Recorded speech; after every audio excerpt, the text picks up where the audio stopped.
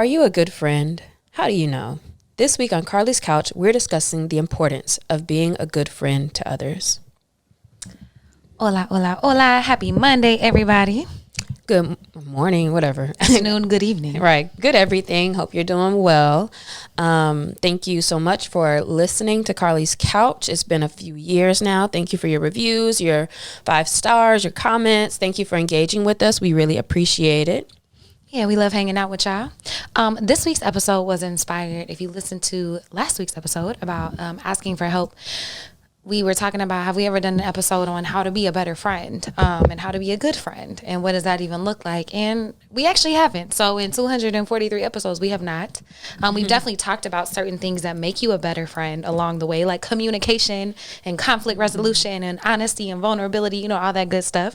But this week we're talking about how to be a better friend. Mm-hmm. And you made a good point in noting that I think a lot of times we focus very heavily on trying to pay attention to how can I be a better girlfriend or in a relationship, and thinking about the conflict resolution in those spaces and listening in those spaces, but we don't necessarily think about just what platonic looks like and still how we operate with the people that we care about on our day-to-day basis. So I know personally, I don't think that much about Googling things about friendship or about myself in that relationship, but in other types of relationships, I will look up things or listen to a podcast episode.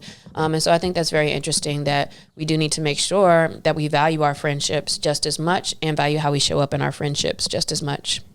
Yeah, it's so important because I really if you think about the friends you've had and have, and your circle of friends, how many partners or people have you dated have just drifted in and out and been gone, but your friends are really the people that are there through everything.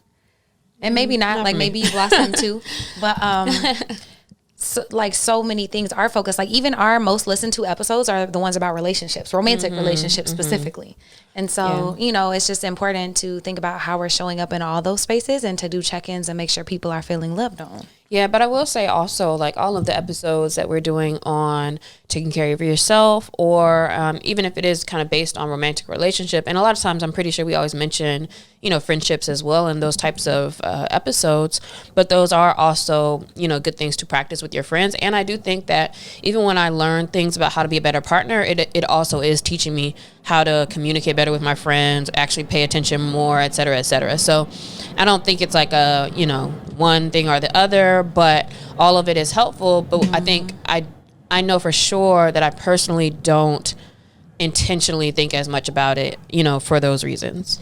Yeah, and I'm sure most people probably don't, but yeah, it's all transferable skills. Anytime you work on being a better person, I was reading something the other day, and I saw a quote, or I was listening to something, but it was basically saying all the work you do on yourself is your gift to the world. And so anytime you are doing all those things for yourself, everybody in your life benefits. We all, rising tides raise all ships, we up. And the longest lasting study on happiness that Harvard has been doing for over 85 years shows that the number one thing, the number one key to happiness is meaningful relationships.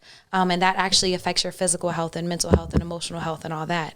But I was reading up and doing research on how to be a better friend, and I came across this book called Platonic. I haven't read it, but when I started researching it, I actually found a quote on TikTok, and I thought it was really interesting. It's saying these days we typically see platonic love as somehow lacking, romantic love with the screws of sex and passion missing. But this interpretation strays from the term's original meaning. When Italian scholar Marsilio Ficini coined the term platonic love in the 15th century, the word reflected Plato's vision of a love so powerful it transcended the physical. Platonic love was not romantic love undergoing subtraction. It was a pure form of love, one for someone's soul, as Ficini writes, for it does not desire this or that body, but desires the splendor of the divine light shining through bodies. Platonic love was then viewed as superior to romance. And I was like, wow, that's kind of a cool quote to think about it, because it is less important because I'm not having kids with this person, or because we aren't having sex, or because, whatever. But that doesn't mean that the intimacy and stuff still can't be there in those type of relationships. Mm-hmm. And I think that is true, because how often do we talk about romantic relationships, and a big part of that being that you want them to be like your best friend or somebody that you can do things with, you listen to you, all of the things that, you know, really you can do with your friends. It's just that added element of physical or intimacy that might be there that may not be there with your other friends. Well, they shouldn't be there if they're just your friends. But I will say that I agree with that, and that you shouldn't look at platonic love as romantic love minus something. I actually think that in kind of a lot of my relationships, they started out with a focus on like the friendship parts have kind of being there for it to go to the next level. And also have partners that have been my friend for a long time. And then like, as we actually kind of say like, hey, we're interested in each other, then you learn more about them, and like, you know, the friendship becomes a little bit stronger. But I do agree with that. I think that's very important. And that maybe what tends to happen is that, you know, familiarity breeds contempt is something that we hear a lot. And that's when like, you know, the people closest to you, your family, friends, right? Because friend, unlike a relationship, is more likely to be like, okay, there's not something that's going to happen and then it's like, oh my gosh, we're broken up, or I'm not talking to you anymore, right? And so I think that we perhaps take some of those different types of relationships for granted, which is why we don't necessarily like spend as much time trying to make that thing happen. Nah, that's a great point. And I'm glad you talked about like friendship, even in the guise of like a romantic relationship, because my best relationships have been like from friends first, like actual friends, like getting to know them before it's like, oh, we're dating and now we're trying to be friends. Like my best ones have like been trying to build that friendship first. And so I think that that's super true in all the aspects, in all of them. Man, that's so interesting. Are you a good friend? Like, would you say you're a good friend? Yeah, I think I'm good. I have friends who have told me I could be a better friend, but I'm not a bad friend, but that they know the certain things that are that I'm good for, and the certain things that I'm not necessarily good for. I think I think maybe a harder thing, or maybe a more defining thing, would be to think about, well, what makes somebody a bad friend? And to me, I think more about if you're bringing more negativity or a particular kind of downer, as opposed to just maybe not being there as much. So like, as far as just saying like, okay, like, sure, I think I'm an okay friend. But also I think there's a lot of people who think that I'm their friend and I'm not, you know, also, or they might think they're my friend and I'm not. Like, I don't consider you like my friend. I think there's tiers of friendship. For sure. And I think people don't fit in all of those. That is an excellent point. I work with some people who have intellectual and learning disabilities, and we were going through like inner circle, outer circle. Like it's like, think about your life kind of as layers of cake. So on the top one is just you know, and your spiritual beliefs. The next one might be like your partner and your best friend, or your partner. Then the next one might be your best friends, and then acquaintances. And I use the word, people laugh at me because I'll be like, oh, my friend from high school. No, my acquaintance from high school. Like, I'm very particular about calling people friends, because friends, there's more required. Like, there's more care and attention giving to people. And I would say that it's probably thrown around a lot very loosely. Would you say somebody's your friend because of what? Because you do for them, or because they do for you? Does that make kind of sense what I'm asking? Like, what makes somebody your friend? That's a good question. I would say a reciprocal relationship. And it doesn't always have to be like 50-50. Like, sometimes some person gives more than the other ones, but two people buying into like building a friendship and a relationship together. And you know that based on their actions is what you're saying. You're looking at. Yeah, I think I talked about this on here before one time, but it was so funny because when I was on my trip for my birthday with one of the ladies that she actually works with me on my team, and then it was like the last day, she was like, yeah, you know, we friends now, right? And I was like, not you just telling me on the end of our week vacation, like, oh, I guess we could be friends. But it was so funny though, because she was like, well, you know, I got played one time because I was talking to this girl and I called her my friend, and she was like, actually. And I was like, ooh, that's kind of rough. Like, I wouldn't have the balls to say that to somebody in their face, but I might think like, I'm not really your friend like that. But she was like, somebody had called her out and was like, yeah, we not, you know, I don't really see you as a friend, and we cool. And so she was like, I make it a point to really be like, let me let you know, like, I consider us friends. And I was like, okay, that's interesting in that way. But at first I was just offended. But I don't think that you necessarily have to do that. But I will say, if you have friendships where you do feel like a little bit of maybe resentment or contempt, or like, man, they don't really be calling me, they're not really around, they don't try to do stuff, whatever, then like maybe they just actually don't want to. And I think it's more about something to not try to press, and maybe more of something to actually, if you feel like you need to have a conversation about it, or like talk about friendship and what does friendship mean, or, you know, oh, are we really friends? Are we on what level? Then maybe that's something to think about as well. Man, that's so funny. Now my brain is just like reeling and like, man, I wonder like at what point people become friends, because that really does suck to have someone be like, yeah, we're not really friends. Oh, but I feel like I know. I mean, I think people can start considering themselves friends when they're going through something together, and by that I mean like an experience, like you hang out a couple times, y'all go do something, you meet them out somewhere and you connect. If you go through something difficult together, like I feel like in those connecting times is when people start to be like, oh, okay, we're friends. When they feel that you're connecting on kind of a different level than just passing by. Okay. What makes a good friend to you?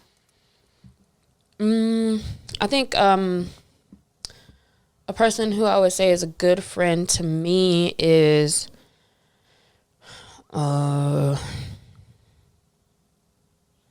to make sure I don't just say stuff just to say stuff, because I think one thing that's important that I recognize also is, in the same way earlier I said, like, I think my friends expect certain things from me or don't expect certain things from me. I literally am the same. So like I don't require, but I'm also hoping I'm not saying that as in like, well, really I do want all this, but I just don't say it. But it's not really that. Like I don't require like constant a lot of anything, and I don't give that either. So it's not like also like a one-way thing. But what makes a good friend is that, for me, is if I can feel lighter in their presence. There's a lot of people I can hang out with, and I don't feel better being around them. Like it feels like work, or it feels like they want too much, or it feels like, you have to think too hard or whatever. So I think, if feeling a certain way in their presence is important. I think somebody's a good friend if they do listen when you talk to them. I think somebody's a good friend if they are there if I do reach out to them, or if I do need them, and they could be available or responsive. And I think they're a good friend. Mostly I think of it as like if when we do spend time, we have a good time, essentially. I'm a very like in-person person, or, in whatever moment, being in that moment. And if I'm not, then I'm not, like, out of sight, out of mind a little bit. So those are kind of some of the main things. We can laugh, can talk. That's what I would stick with. No, I think those are all great, and I won't reiterate those. I echo many of those sentiments. But also the first thing you said is like, I don't like require a lot, and also like I have the same thing of people. That sounds like just kind of knowing people and knowing like where their strengths and their like love languages and how they show up, and kind of respecting that. Because I've talked about it before. Like I have a best friend who don't talk, but I call her a best friend because that's my dog. Like, we're really connected deeply, but we do not talk every day. We might talk once a month, and that's cool. But that's kind of how she is. Whereas I've had other friends who I'm really close to where I've had to tell them like, hey, I don't want to talk to you every day. Like I love you. I can't do this. This is too much contact for me. It's stressing me out. Like I don't want to do that. And so also teaching them like, and then them respecting that. So I would say like people who respect boundaries, people who are honest and vulnerable. And obviously that vulnerability comes with time. You don't do that necessarily right off jump. People who consider me and like understand and help me see new perspectives in situations. Like if I do come to them and talk to them about something, they kind of have a knowing about me and can give me different perspectives in a loving way, or help me see things that maybe I can't see. And pretty much all the other stuff you said. Yeah, but I think consider if you think somebody's being a bad friend, then consider also like your own actions. So I have somebody that I consider my best friend just off the strength of like they were my best friend in college, but also at the end of the day, I also don't see them for months. And I remember last time I hung out with her, it felt really good. Like when I was back home, and I felt like I needed to say something where I told her like, I really enjoyed spending time with you. It was very refreshing. And, I'm glad that we hung out. And she's like, yeah, we should talk more. And I was like, I immediately, my first thing that I think I said was something around like, yeah, I got to do better because I do not follow up. I don't catch up. I don't just text people like, oh, how you doing? Or at least not her like that. But then also later I was thinking about like, well, also like that person can call you too or text you too, right? So it's never just like on you to do that. If I don't feel like talking to people, then I don't talk to them. And if you want to, then you should. But when I am in that mode, then I do reach out. So I think also like if you're feeling like somebody's not being a good friend, then feel free to just reach out to them and just, see how they're doing or talk to them. Cause it might not necessarily be unless it's like a big switch and like something happened or something like that. It might just be that they just have life going on or other things. And I actually love those friendships that are really deep and you can connect when you connect and spend time and then you don't have to. One of my friends from Dallas was out here visiting. And again, one of those people I do not text. We do not talk on the phone. We don't FaceTime, none of that stuff. But every time she's in LA, I see her. Every time I'm in Dallas, I see her. And we have the most beautiful conversations, the most like you said, I feel refreshed. I feel light.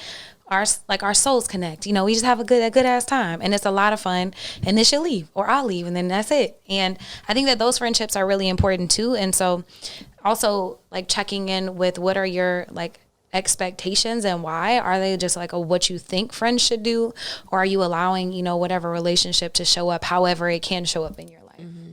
And I like the friendships that are like that too. That's how most of mine are.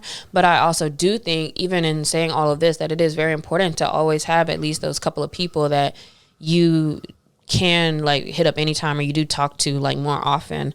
There are going to be those couple of people, and that's back to what I was saying about tears, where, as soon as you feel some kind of way or something good going on or whatever, like having a couple of people that you do feel good about, like just actually being very open with or talking to, is good. Like you should have friendships where you can communicate on a more vulnerable or deeper level. It just might not be for everybody like that. Mm-hmm. And so just checking in with yourself and your friends and seeing how connected you feel, like if you're as connected as you want to be, and if not, just kind of thinking through, what ways, like, does it feel like it's lacking and how you can actually fulfill that in your life. It's so funny because also in my group chat, we have one that has like 18 people in it in the friend group. And one day we were getting into it about ranking everybody in the group as friends. And who's at the bottom? The people who are at the very bottom were people who are just like bullies a little bit. Like they always doing, always trying to be contrary. Those are the people who end up at the bottom. The people at the very top were the ones who are like the always super sweet. You never know, nothing going on with them. And then like, even I think I felt kind of fake, like bottom middle, just because like I said, I'm like just neutral. Like people might not necessarily have nothing bad to say, but also it's like nothing super great. Although there's some people, right, where it's like, they know I've done certain things for them, or if they ask for something, whatever, like I think that's what they consider in those rankings. But it is pretty funny to think about, like, if you were to put a group together, like where do you feel like you fall as far as being a good friend. I think it's about time for us to do that again, because ever since we did that, people, when things happen, they're like, damn, I'm rising in the rankings, or like, you falling in the ranks, buddy. So like, I think that was also kind of interesting to kind of like refresh you on like, okay, like where could I be a little bit better or more connected, or how do people view you as a friend? Yeah. And so Lexi finna light the group chat up. I think I don't have like a centralized friend group of things like that, but like it's just funny having those conversations with people like, man, like one of my friends was drunk at her birthday party. Pulled me off to the side. I'm like, man, you my favorite out of all my friends. I'm like, how many people you done talked to and pulled to the side and told them? No, for like real. That meme, the Draymond meme. I got you, bro. Yeah. I fuck with you. Exactly. That's when you had too many drinks in the party. Look, but I was like, I receive it, and part of it is so funny. As she was saying, because she was like, you're like, I don't feel like your love or your friendship is like pinpointed on like me doing a certain thing or showing up a certain way. Like you just allow me to show up however I am and whenever. And like I really appreciate that about our friendship. So, you know, think about your friendships. Think about what you really appreciate and where you might be able to show up better. There are many different levels and tiers. And so not everybody gets VIP access, and that is okay. You have to understand your boundaries and who to share things with and who to, you know, who is good for certain things and might not in other ways. But here are some things that we can actually do universally to be better friends. So the first, go ahead. What's the last thing you had said? Because that kind of was starting to raise a thought. Like knowing who you can do things with. Yeah.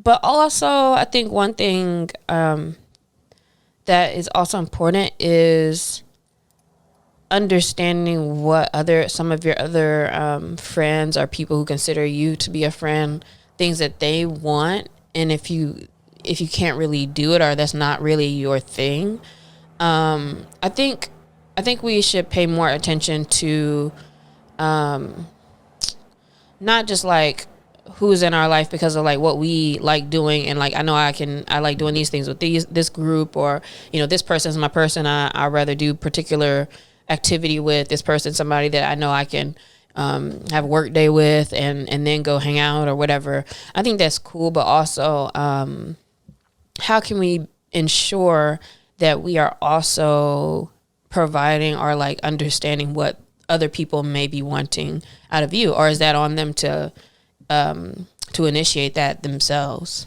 So that's actually one of the ways that we can be better friends is to know their love language, like how they give and receive.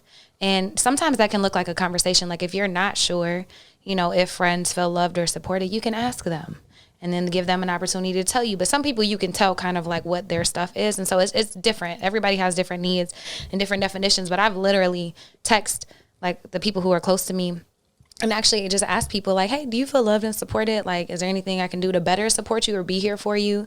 And then also them having the patience and understanding that in some seasons I might not be able to show up as well than in other seasons, but that's part of that friendship foundation. Yeah. So I would say like understand their love languages, and if you're not sure, ask. And then also do check-ins. Like we've talked about relationship, like romantic relationship check-ins, like from the Gottman Institute, which is like the lead institute doing relationship research. And how what was that episode where we were talking about that? It was in the four signs that your relationship's not going to last, I believe. Okay. And it was like saying if your relationship does these four things, like these four things lead to stonewalling, like all those. So if you haven't listened to that, you can look up Carlie's Couch, 4 signs that your relationship will end. And it's not because we're being pessimistic, it's because there's science behind these things and how they isolate your partner and can start to break apart that love. But then also ways to fix that are to have check-ins with people and give an opportunity for you to say how you're feeling and speak your piece, and them to do it too in a brave space. So knowing people's love languages, taking time to actually do that. The biggest one, and one of the biggest ones, is presence or attention. So attention is the most basic form of love, and it's like more than just checking on your strong friends. Like whenever you're there, actually like engage with them, listen, focus on what they're saying to you, hear their words, like understand their body language. And also that gives you an opportunity to notice like when there are shifts in people's behavior. Like maybe you aren't the friend that checks on people all the time, but you notice like, you know, your friend usually shows up to kick it with you, you know, at least once every couple weeks, and then you haven't seen them in a few months. Like it might be time for a check-in to actually see what's going on or if they need support. A few months. I mean, you know, if you only see them every few weeks or something, maybe you won't notice. But anytime you notice like a drastic shift in behavior, maybe something more drastic, like if y'all work out together every week and then they out of commission for 2 weeks, like what's going on? And I think with this point of being present and giving attention and showing attention, that it's important to do that directly. And by that, I mean via text or phone call or by spending time with them. Because I think social media gives us a false sense of keeping up with people because, you know, you're seeing their pictures or seeing your pictures, and you might say, oh, okay, cute haircut. Or, you know, you might say, oh, I see you living life or whatever. But that's not really, you're only like communicating with kind of like just what's being shown to everybody. And so that's still not necessarily the level of like real friendship of connecting with them and, you know, paying attention to how they're feeling and what they're saying and how they're doing. I think it's really easy to put stuff out online, and not to say like, oh my gosh, everybody's covering stuff, but like, you know, you put stuff online and then there's a whole nother life, always, with people and things going on, whether that's good or bad, or concerning or whatever. And so I think that it's very important to do these things directly and not really just by like being reactive on social. That's a great point. Yeah, because it really do be feeling like you are connected and you're not. You absolutely haven't talked to a person in a long time. So we talked about listening more, like being present, like directly.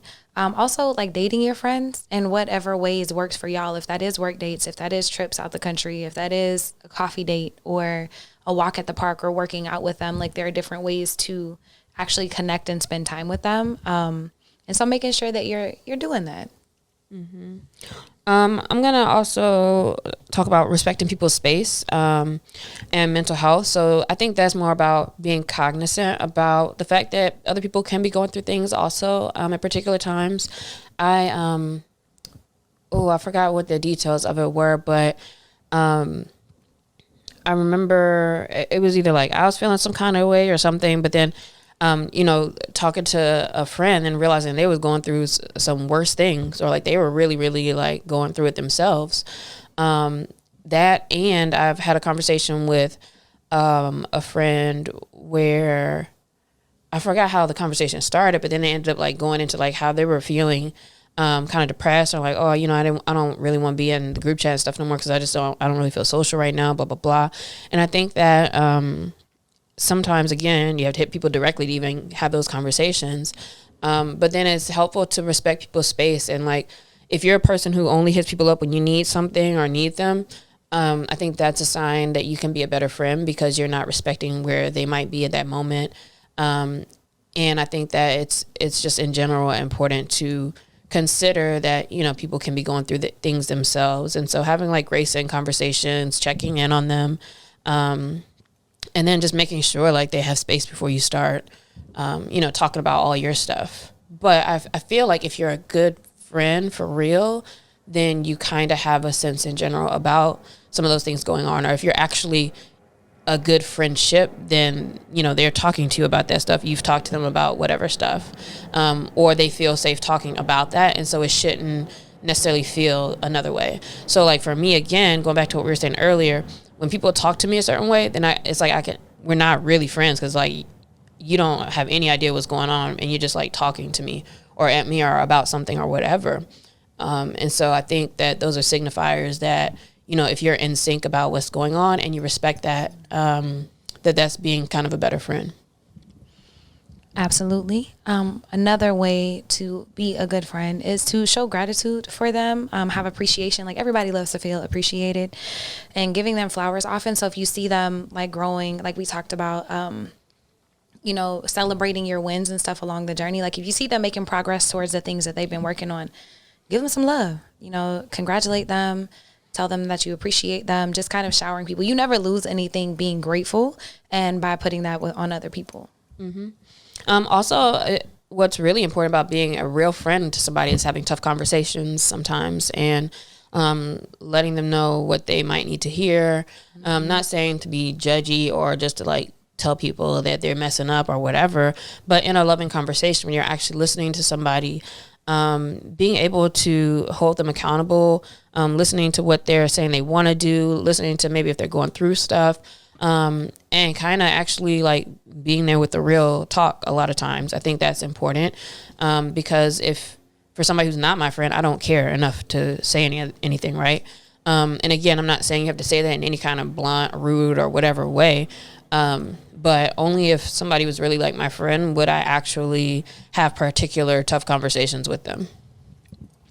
And along with that is like being vulnerable. Like it's impossible for relationships to get better and deeper without any level of vulnerability. So that's on both sides. And I think it does take a layer of vulnerability to be honest with someone and say things that could potentially hurt their feelings, or you know, like a gentle G check. That's what my best friend and I call it. Like, oh, I needed a G check today. Like, damn, you right, sis, I really did.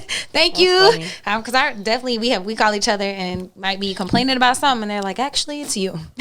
And like, damn, you right, my bad. Thank you for that. Thank you for, you know, setting me straight. And that requires you opening up and sharing yourself with people. And so the people who are on that tier that you feel comfortable and safe and brave enough to do that, like, I encourage vulnerability is always a good thing in those spaces. Yeah, without vulnerability, there is no relationships. And that's something that I've learned over time, because anybody you can call your friend or a partner or even a family member, but like if there's no vulnerability, then they do not know you. If you do not know me, you can't be my friend. And so that's how I kind of consider the tiers of my friends, with the level of vulnerability that I show with them, or how open I might be with them, or the things I talk about to them or with them. And I think that's a tell for me how comfortable somebody feels as a friend with me, based off of how, you know, how much they are open with me or talk about things like that.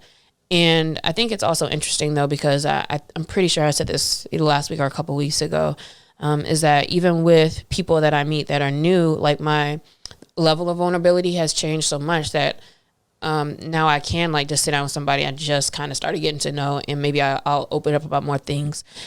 And I think that's just me being more comfortable with it. But also I think that that's still a cornerstone to like a real friendship. And to me, that lets me know, oh, this is somebody who can listen to me.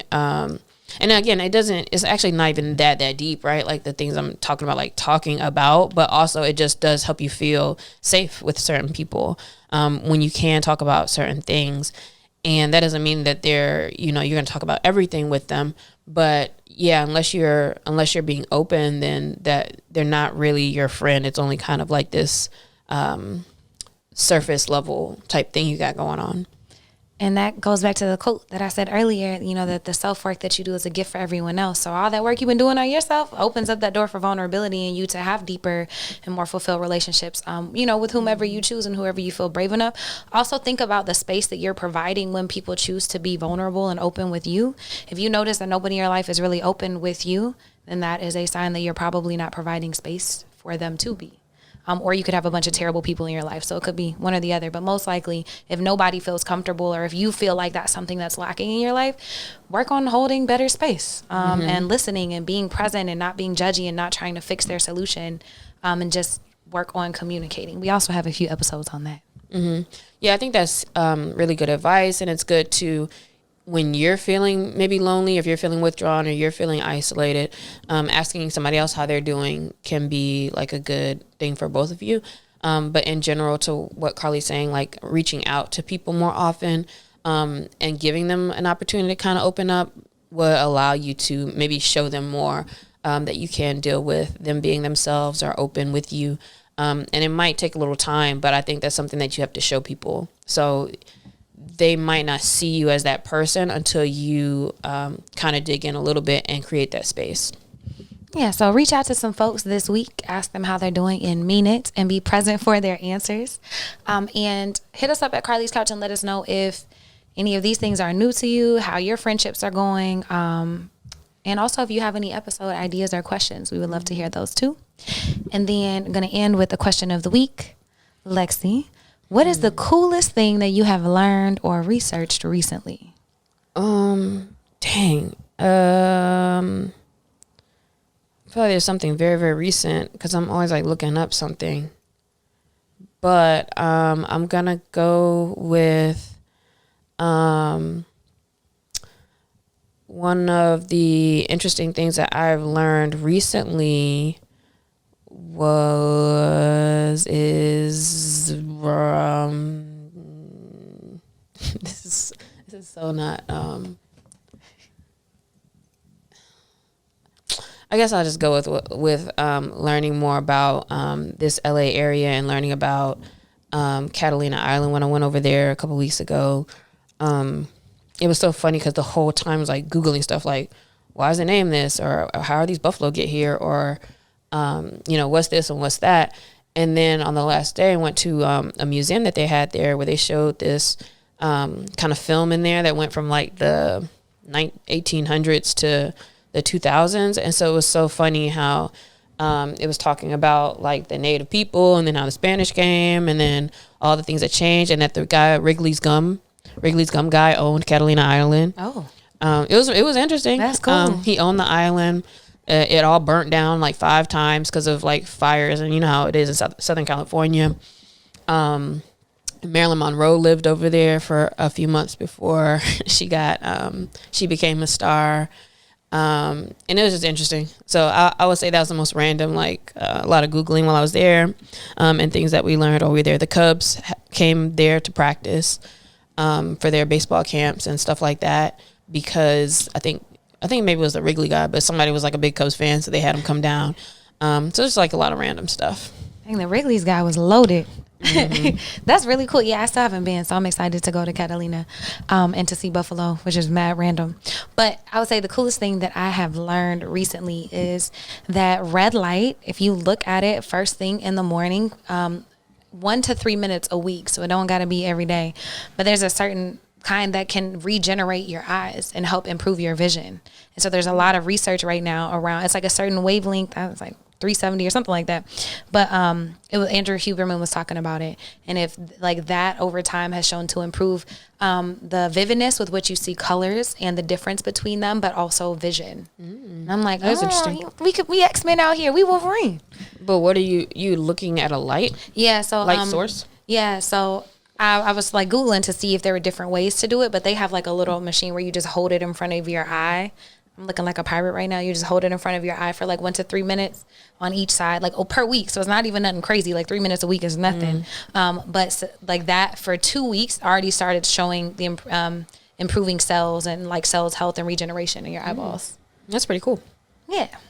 I wonder if it will help to be in like a dark room or something, like a place with like red lights in general, like in your space, or if it just has to be like super specific or you do it a certain way to be helpful. Because you know, not everybody, but a lot of people have those color lights in their home and stuff like that now too. Well, they mentioned a specific wavelength. I don't know if those are on the wavelengths, but you know, you could start looking at those every morning if you want to. First thing when you wake up, they did the same studies with people who did it in the afternoon, and it showed no improvement in vision. So it has to be like early. Okay, that's a cool fact to learn. Thank you all for listening, and we hope you'll be a better friend this week. Bye, y'all.